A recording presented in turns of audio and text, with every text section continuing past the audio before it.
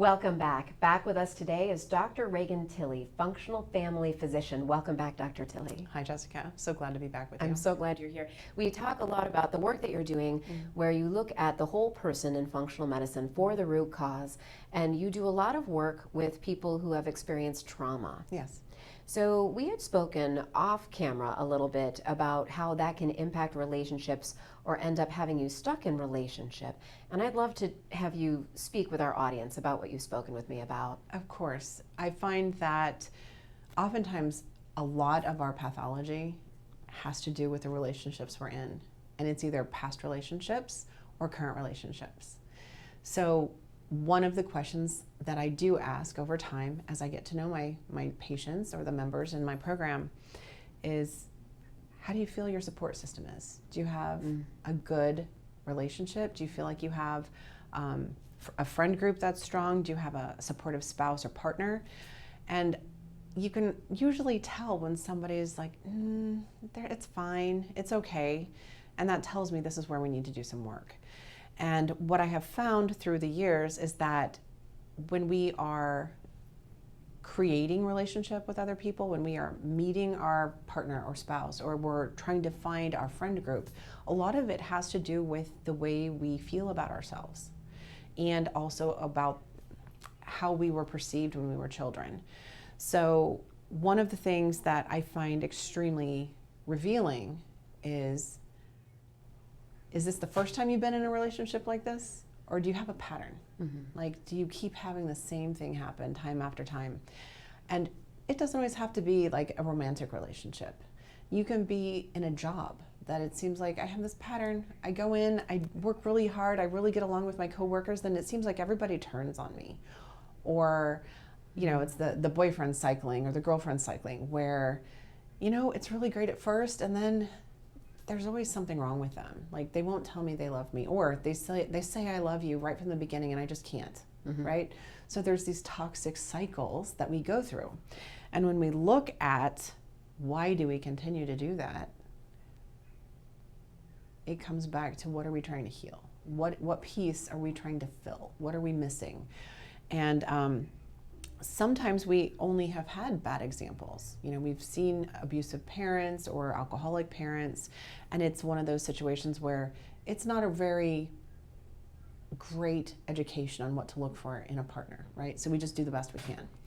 But sometimes we just find that, this one particular guy, he was great and then he wasn't, and it could either be an abusive relationship or it could just be like a neglectful relationship, or just they ghosted you, they checked out and you were still seeking. So again, I love to do research and I love to read and find different ways to understand. And one of the ways that I found extremely interesting was through a book called Existential Kink by Carolyn Elliott, PhD. And it's got a very seductive title because kink is just a little something different. And what she does is she kind of walks you in the shadow work, like what we don't bring to light. Explain shadow work so that people. So shadow work is something that has to do with dealing with the parts of us that we don't want other people to know about, essentially. That's the easiest way to describe it. It's the things that are parts of us that we don't let out in the light very often. They're not all bad. In some people, a lot of people think shadow, ooh, that's dark and bad. Honestly, those are the things that have kept us alive. Those are the parts of us that help us survive every trauma, every hard day, even some of those things that we need to survive from. Like if there was a catastrophe that we needed to be secure, that shadow side of us is going to be our victor. Okay, so there's nothing wrong with our shadow, but sometimes we need to nurture it and let it have its space while we can bring our productive, conscious self to the light. And so that's what shadow work is. Thank you for elucidating that. So reading that book, the examples given are really profound to me. And it was one of those things that when you start to investigate why you keep doing the things you do that you don't feel good doing. And I can equate this to weight. I can equate this to the job. You keep going back to the abusive boss, or you keep going back to even in families. Sometimes there's that toxic family member that you're like, I just have to go suffer through. And then my question is why, right? Yeah. Why do we keep doing it? And so what she elucidates, some of that is that we get off on it a little bit. Because when we keep going back to this bad boyfriend, right? our friends are like, oh, you poor thing, he's so awful to you. Can we take you out and give you a good time tonight? Or, oh, it's just not right. You know, you deserve so much better. Listen to those words. You deserve so much better than you're getting. And there's a piece of us that wants that. We want to be told that we deserve more. So we keep taking just a little less than we deserve because we're going to get other people to recognize that we deserve more, right? Okay. And so this is that existential kink. This is I keep going back to just a little subpar so that other people recognize that I'm worth more, right? It's just this little tiny thing that makes you feel good inside. You get that little tiny tail wiggle of like, ooh, they think I'm special. Okay. I want to dig into this a little bit. Yes. So because in my head I'm going, that would be hard for me to have people say you deserve more when I'm in something that I am loving. Sure. But is it something then that somebody, because if I'm in that spot or anyone's in that spot, is it that you're really looking for, you really would rather have people say you deserve more than actually have more? Well, this is where it becomes a pathology, right? Or this is where you're stuck in a maladaptive situation. So what I'm speaking to is not a relationship that you feel great in. Like if you are in a relationship, that isn't feeling yes, great. that you're constantly like, why do I go back to the bad boy? Or why do I go back to the guy who cheats on me? Why do I go back to the alcoholic? Why? Yeah. So part of that can be, what did you see growing up? Okay. You know, maybe your mom or your dad cheated on the other. Yeah. Or you had an alcoholic parent, or what have you. That's normal to you. So you think that's the kind of relationship you should have subconsciously, when maybe the forebrain or that conscious self says, no, you want a strong masculine partner when you're a woman, or you know, whatever you're seeking, whatever your partner of choice is. Yeah. You have your ideal, but then we start to settle for less. Sometimes. Not all the time. Some of us are gifted with the most wonderful relationship that's super supportive. They see you for who you are. They're your best cheerleader and they love you unconditionally. Those are often sabotaged as well because something inside tells you you don't deserve it. Yes. Yes. And so this is where this existential kink book comes in. Okay. There's a wonderful workbook that you can go through with it. There's some meditations. The author comes at it from her paradigm, which I love. Not everybody's going to resonate with it, and this is where we have this phrase of take what resonates and leave the rest. Behind, yeah. And so, but there's so much, and it's actually really good work. And what I have found in my programs is that what we need to do is face the stuff we don't want to, the stuff that feels hard, the stuff that you're like, ew, that's wrong. Yes. Absolutely not. I don't believe that this can actually be true. I'm like, let's examine that. Why not?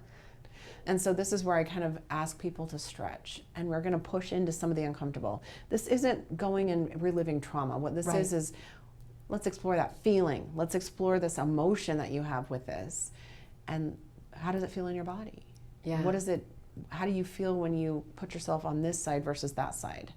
And why do you think that your body needs to be here versus there? So is the question, and I was in a marriage too long. Once again, as you had said in a previous episode, I have nothing bad to say about my ex-husband. It was just in a marriage for too long.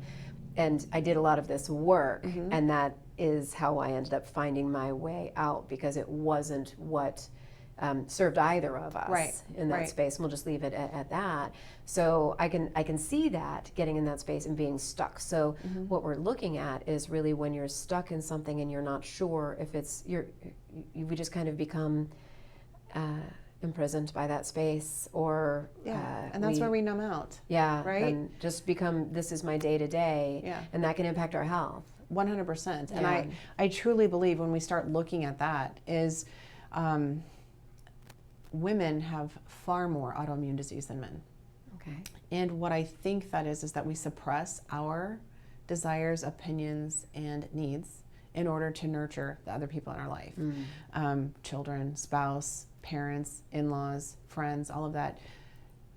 I don't want it to be a stereotype per se, but in general, when we look, women tend to be nurturers. And it's natural. Yes, it's a natural space to nurture. Yes. When we are trying too hard to do both, to do be both masculine and feminine, right? So we want to be nurturing, but we also need to be powerful. Right. And when we try to push into that power a little bit, we get a lot of pushback.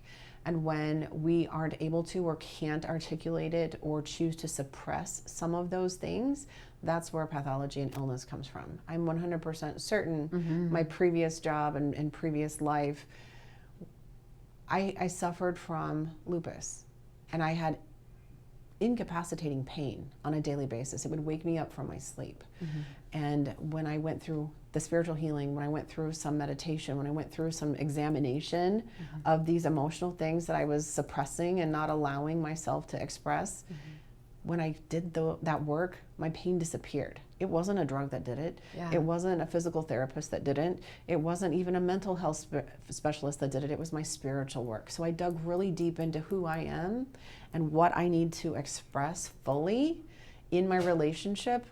The thing is when you do that, sometimes those relationships dissolve because you're no longer their idea of what you should be. And sometimes, I was in that relationship from the time I was 17 on, so I was still very immature.